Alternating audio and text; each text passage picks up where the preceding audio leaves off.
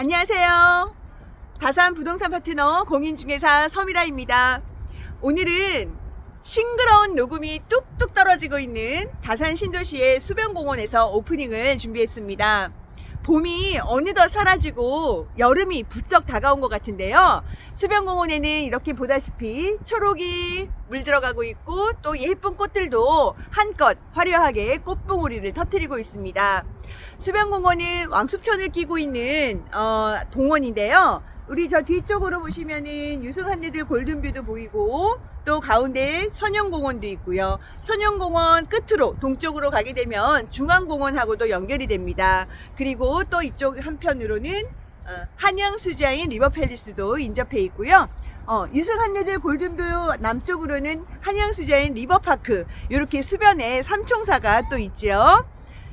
다산 신도시에 이렇게 깨끗한 인프라와 더불어 바로 인접한 곳에 이렇게 멋진 공원이 조성이 되어 있어서 지금 많은 다산 주민분들이 한가롭게 여유있게 즐기고 있는 모습입니다.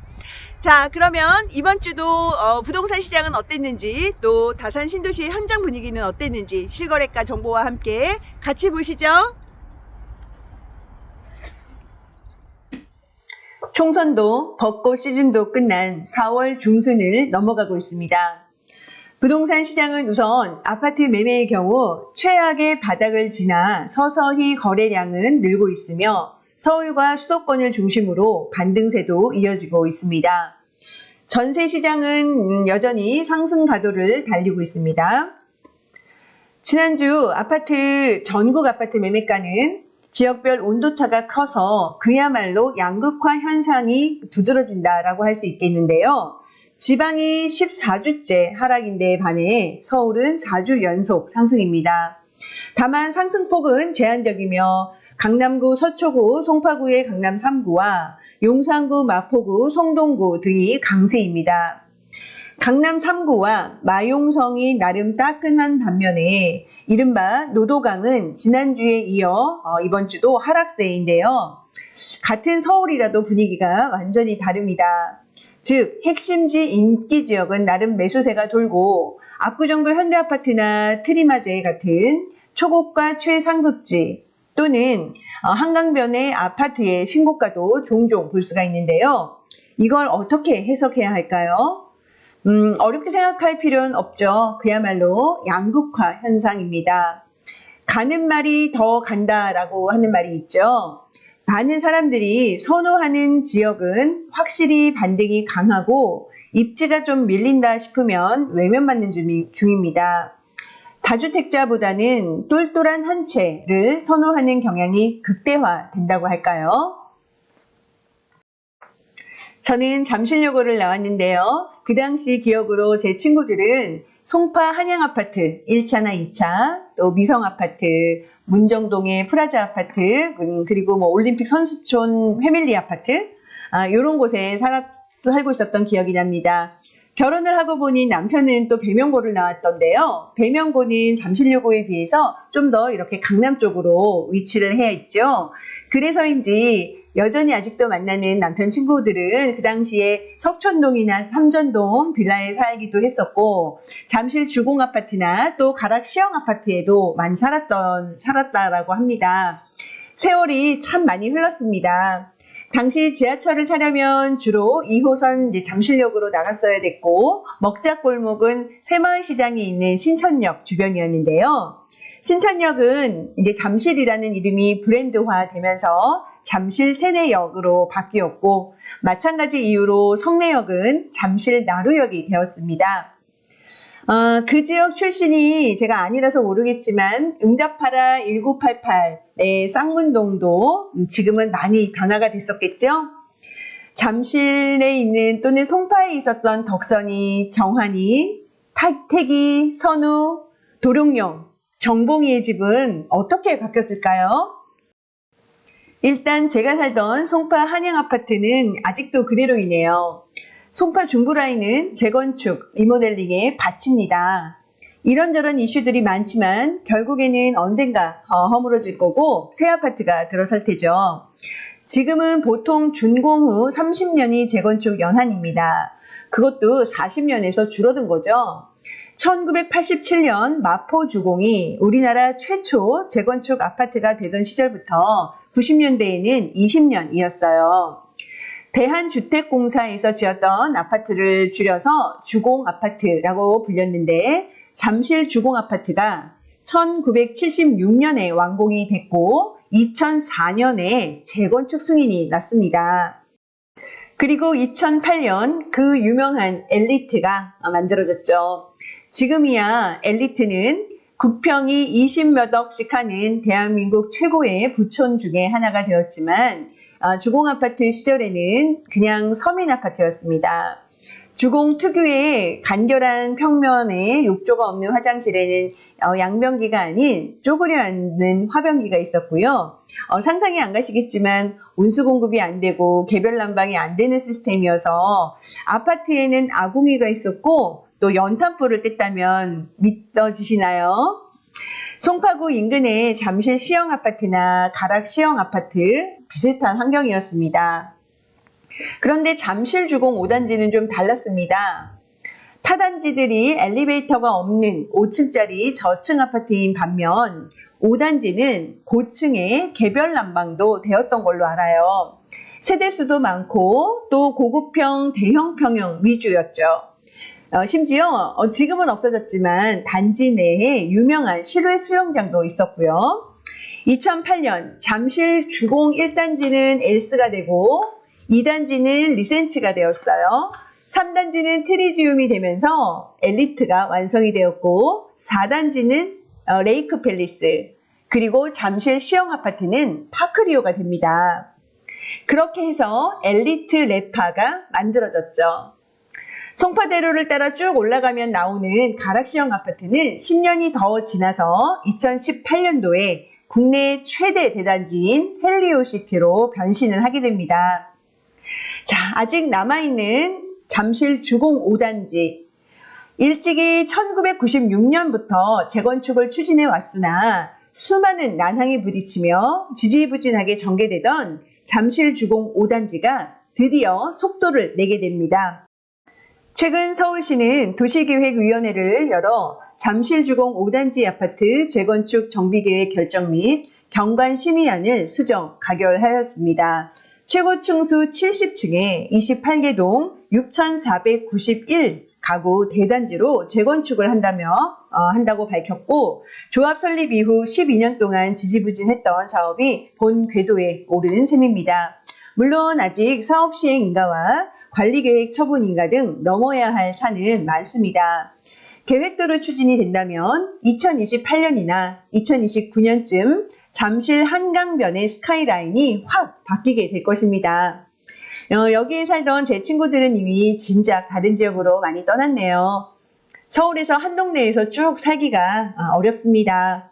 한번 팔고 나면 다시 이 동네로 못 돌아온다는 것을 알면서도 그땐 그런 선택을 할 수밖에 없었던 각자만의 사정이 있었으니까요.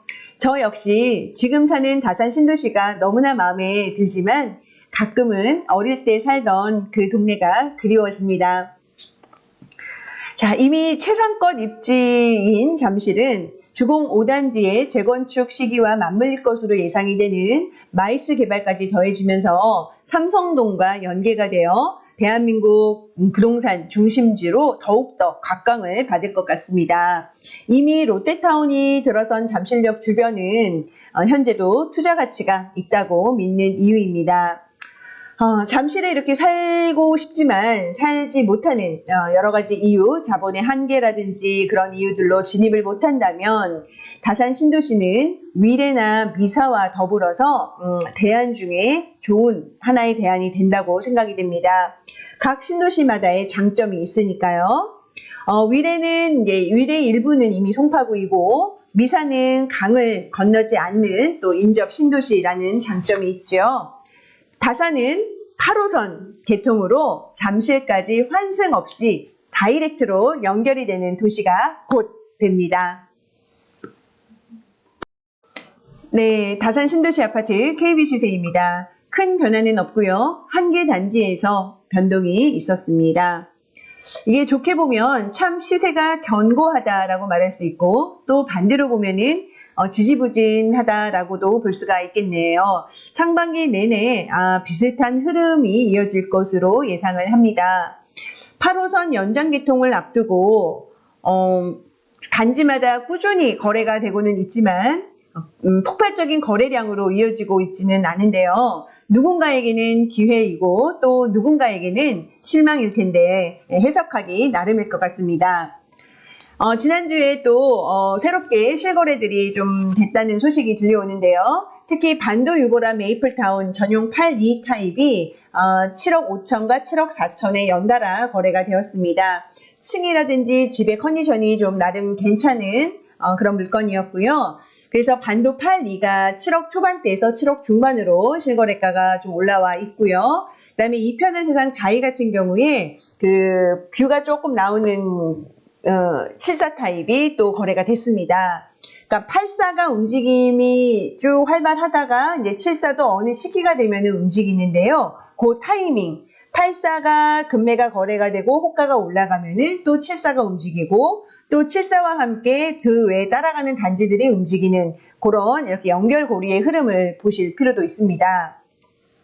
자, 그리고 롯데캐슬의 A타입과 B타입, C타입에 걸쳐서 8억 초중반대의 거래들 또한 거래가 되고 있다는 소식이고요. 자, 그리고 유승한리들 센트럴 84 타입이 8억 정도에 나온 금매였는데요. 7억 9천에 거래가 됐다는 소식입니다. 그래서 지금 현재 다산의 매매의 분위기는 다른 어떤 지역에 비해서는 어느 정도 거래가 꾸준히 이루어지고 있고 하지만 거래량이 아주 많다라고 보기는 또 좀 애매하고 자, 근데 여기서 확실한 거는 관심을 갖는 분들은 상당히 많다는 거는 확실합니다. 그런데 8호선 개통이 되면은 더 많아지겠죠? 전체적인 지금 세계 정세라든지 그 큰 부동산 흐름에 벗어날 수는 없지만 다산 신도시가 여전히 살기 좋은 도시이고 누구나 살고 싶어하는 도시가 되고 있는 것은 분명한 것 같습니다. 자, 그러면 이번 주 새롭게 올라온 매매 전세 월세 실거래가표를 보실 텐데요. 이번에는 제가 형식을 좀 바꿔서 좀 빠르게 보실 수 있게 이렇게 편집을 좀 해봤습니다. 함께 보시죠.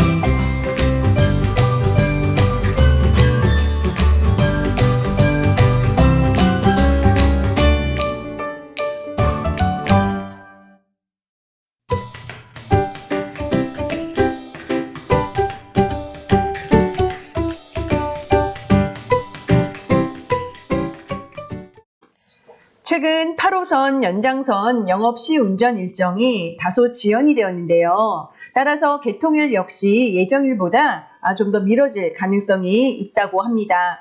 시운전 일정대로라면 그리고 추가적인 문제가 없다면 2달 전후가 예상이 됩니다. 모쪼록 여름이 지나기 전에 안전하게 8호선이 개통이 됐으면 좋겠습니다. 오늘 준비한 소식은 여기까지입니다. 함께 해주셔서 감사하고요. 우리 또 다음에 건강하게 또 만나 뵐게요. 감사합니다.